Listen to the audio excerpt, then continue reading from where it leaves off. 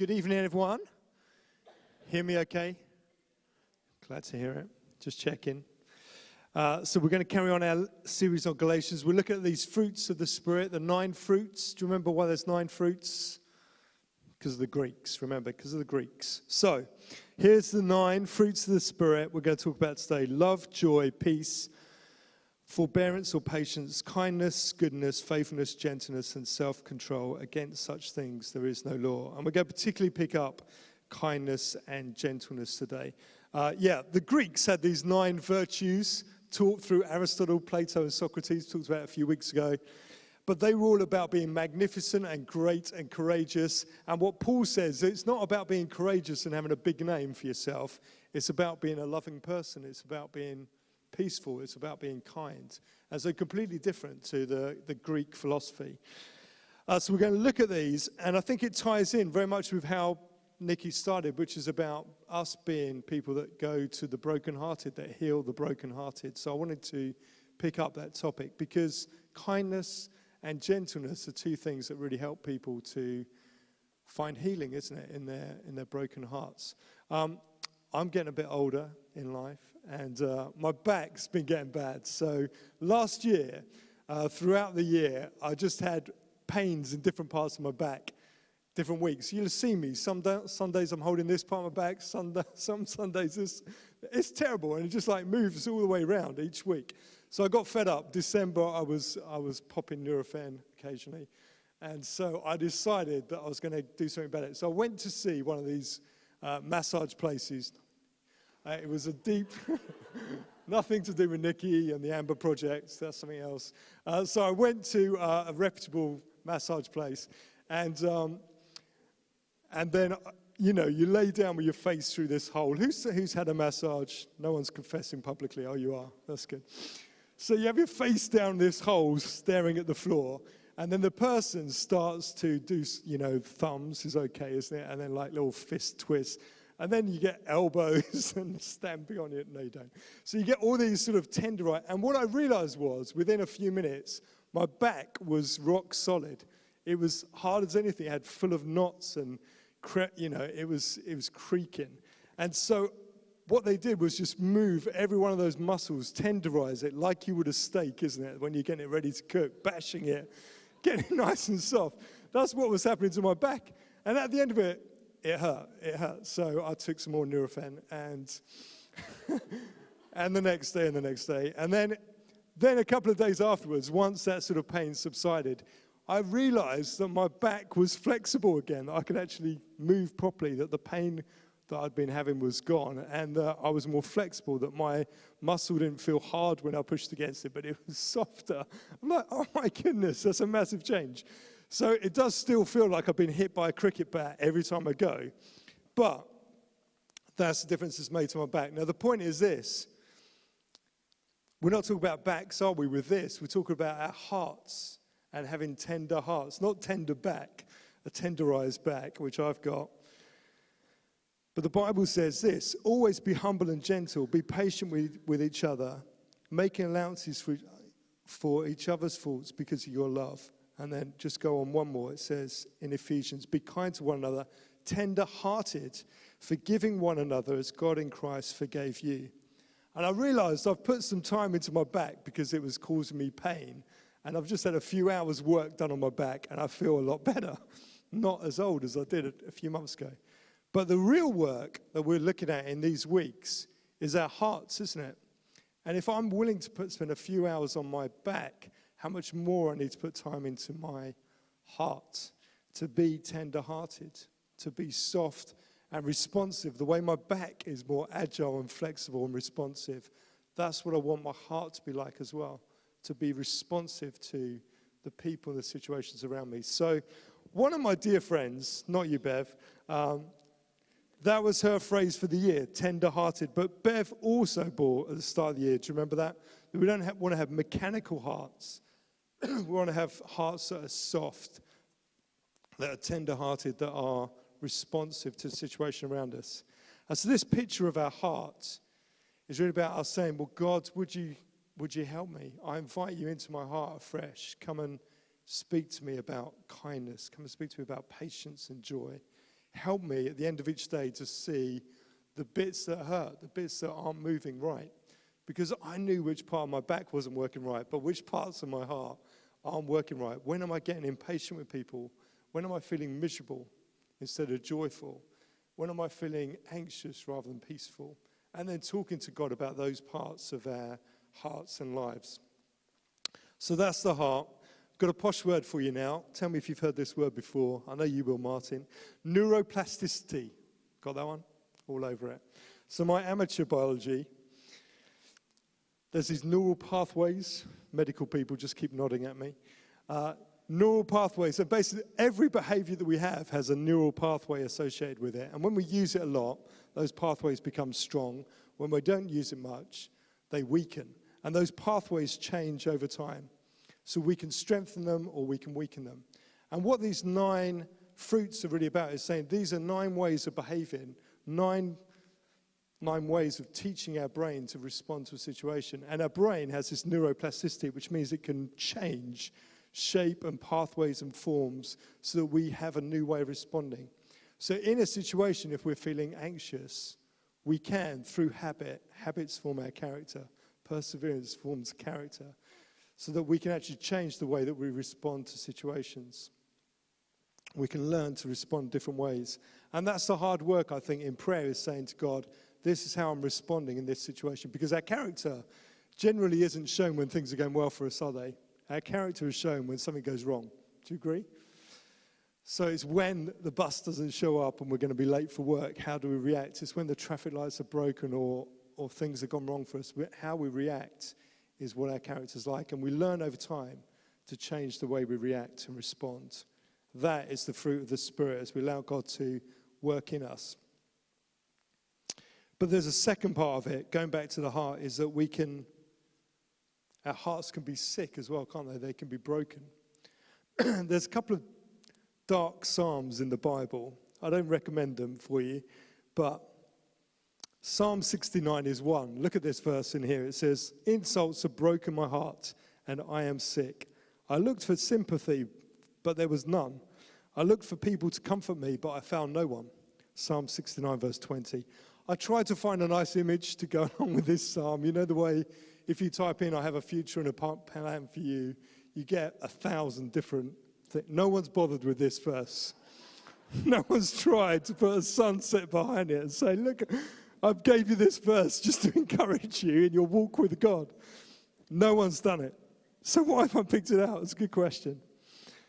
There's another psalm as well, Psalm 88. Do you know that psalm? If you read that psalm, it's the darkest psalm. There's nothing nice about it at all. It just, again, talks about how dark life is and how there's no comfort. So those 2 psalms. But they do have something in common we'll come back to in a minute. This is the thing about the broken heart, though, is how sad it is if people are in this situation where they feel there is no one to comfort them. It goes back to that Isaiah 61, doesn't it? God sends us out to heal the brokenhearted, to be the ones who bring his comfort to those with broken hearts. I learned something new revising, I've been in school too long. There's something called broken heart syndrome. Have you come across that? Where in a relationship upset or a bereavement or a loss, something significant, you know, when the world just falls apart for a person. Most people would say that's a psychological thing that happens to them. And sometimes there's a pain in the chest, which is probably where this phrase broken heart comes from. But with the broken heart syndrome, it means that the impact of that loss, that grief, that relationship loss, has actually damaged the walls of the heart. That the heart itself, the ventricle wall, is weakened through the loss. So the impact on the psychology is so strong through all the cortisone running through the body that the heart itself is literally broken in there. And so when Jesus says, or Isaiah says, because Jesus repeated it, didn't he, in Luke 4, I send you to heal the brokenhearted, then these are the people he's talking about, those who have had such a profound loss that's impacted their mind, possibly their body, their whole psyche has been affected. So let me take you back to Psalm 69 and Psalm 88, which you've written down in your notes. The one place where they're both quoted in the Bible is in Luke 23, which is when Jesus died on the cross. Both of them have images of the crucifixion in them, Psalm 69, Psalm 88. And the interesting thing about Jesus, you probably know this, Luke records that when he died on the cross, a centurion put a spear through his side and outflowed what looked like blood and water. And so he described this, Luke, as a doctor. And so there's been many things said about how Jesus died on the cross, but what's agreed from what Luke wrote down and recorded at the time, not knowing the biology and physiology of today, is that Jesus' heart itself must have literally broken, ruptured. He was brokenhearted on the cross with the anguish, with the psychology, but also his literal heart was broken. That's why the blood and the serum flowed out from his side. Because normally when you, well, not that you would, when you stab someone with a spear in their side, it's blood that pours out, isn't it? Just blood comes out, not blood and serum together.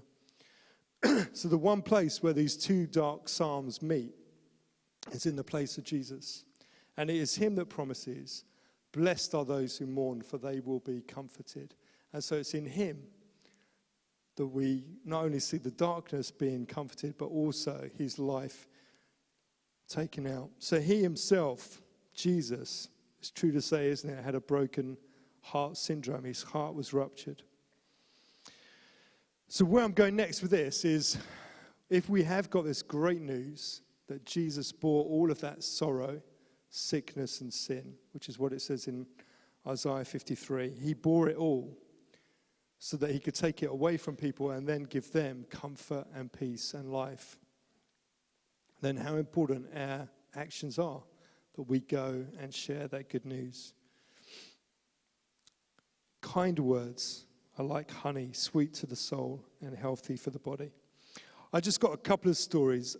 They are really about bringing some comfort to people that are upset. This week, which is quite common in my week, I was in school as a chaplain, and there was a student outside that was distressed. You know the way people get when they just hyperventilate and they're crying and they're inconsolable. You've all seen people like that. So this 13-year-old was like that.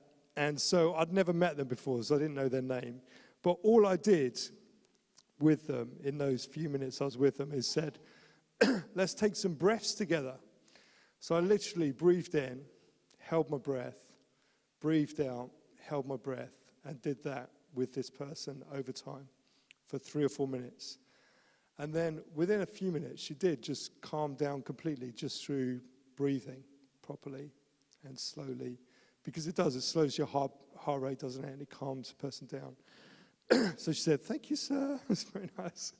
And then I left her. I was like, have a good lesson.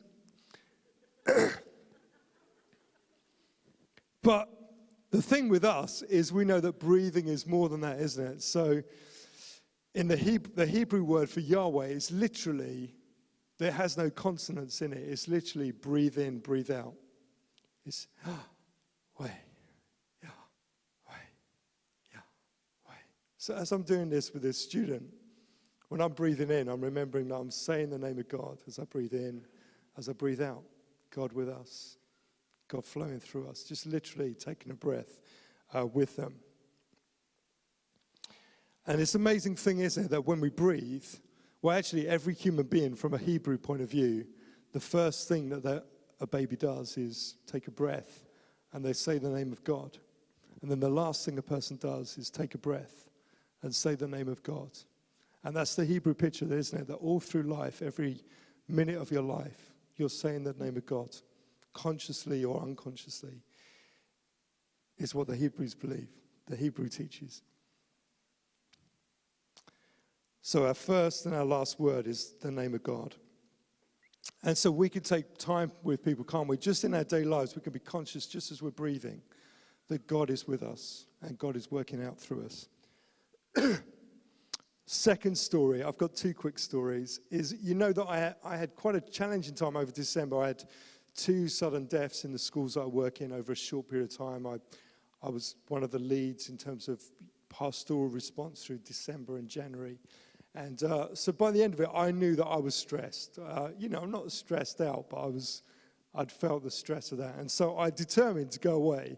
And so we went away with our little family, my little dog, you know him. And we went here to West Bay, Broad Church. You've seen that program? This is my photo, copyright free. So it's clinically proven, isn't it, that being by still water, it's scientifically proven that is good for your soul.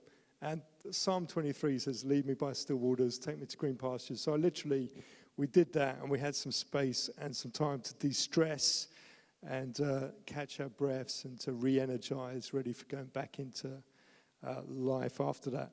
And then while I was away, I'll tell you this story. One of my good friends, Juno, who works up at Rose Road, which looks after about 300 disabled children up near the hospital, near Aldermore Farm. That's the landmark you want to know. So they look after them. She emailed me to say that they'd had three deaths over the weekend, and could I come and help them? I'm thinking, oh man, I'm in Broadchurch trying to just take a breath and get myself together. But as soon as the email comes in, because it's a friend, you're not going to say, look, I've had enough of that already this year. So you write back and say, I'll be glad to help, but I'll properly write back on Thursday, Friday, when I've got my head back together. So I organised that with Juno, my good friend Juno, our good friend Juno, and we held this little service for all the staff who were really impacted by the losses that were there at the centre. And we held it outside. It was a beautiful day, and it was just short, but it had lots of space for people to grieve, for God to comfort them in their brokenness and their brokenheartedness. But I knew as soon as the email arrived that it wasn't going to end there, because I said to Juno afterwards, the trouble is, next time I arrive at Rose Road, everyone's going to be thinking, oh no, something else terrible's happened. There's Paul Woodman. I'm going to be associated. I'm going to get a little scythe and come walking up the path. Something terrible's happened. So I thought I didn't want to do that, because if I do that, I just become someone who does religious services for them rather than being someone that really cares for them. So I said to her, hey, what I'd like to do is just, because I go to Lord's Hill twice a week anyway, I said I'll just pop in there on my way back and I'll make your staff a cup of tea and say hello and see how they're doing just on my way back to the other side of town. And I'll be your chaplain. So they were pleased, and I had a little staff meeting with them the week after. And so their leadership team there, they'd never seen a chaplain before and knew what one was. And even I was thinking, I'm not sure what it looks like. But they knew that I'd done this service and they're like that. So I had to describe it well as to what it was going to be. And so I said to them, I was just going to be someone who was there to walk alongside them in life on some really tough days, but also on some really joyful days. And that's what I'll do with them. And so, yeah, you might have seen I put it on my Facebook with permission. There's my little Rose Road volunteer chaplain. So I had started that this week and had a few appointments and met with a few people. That's my very smart look, by the way. I give that photo to my mum for Christmas. She loves it. It's a Christmas present. My main Christmas present for my mum is a picture from me every year. So now, I always tell the worship team off if they do any songs from like the 1980s, don't I, 1990s. I just like, what are you doing? So now I've got a film from the 1980s. So do you remember this old film where Steve Martin's got a long nose, like a Pinocchio nose? Anyone remember that movie? I'm really showing my age. You do, Joanna? Yes. It's on YouTube if you've heard of that. So in there, he tries to woo this woman, doesn't he, in the movie? But also he's a chief fire officer. That's a key point. And unfortunately, there's a fire in the fire station, which is quite unfortunate. Because the one place you shouldn't have a fire is in the fire station. It's awkward. So there's a little clip, and then I want to pick up the quote and then just apply it. And then I'm done, honestly. Here's a little clip. We've got sound. Cue sound desk. Guys. Oh, what now?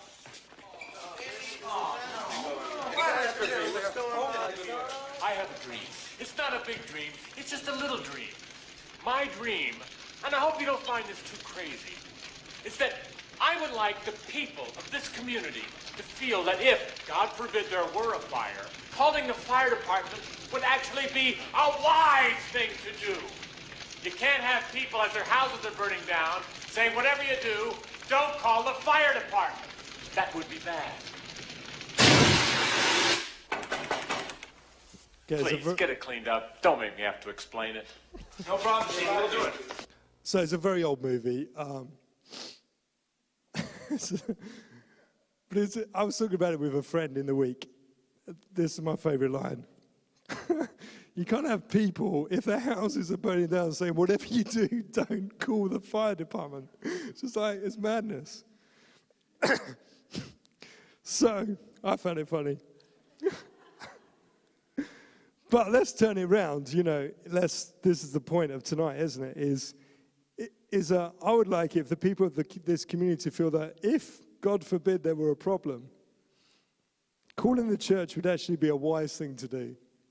That it wouldn't be thinking, like, whatever you do, don't call the church. They're really judgmental, they're really difficult and grumpy and impatient. So whatever you do, don't call the church.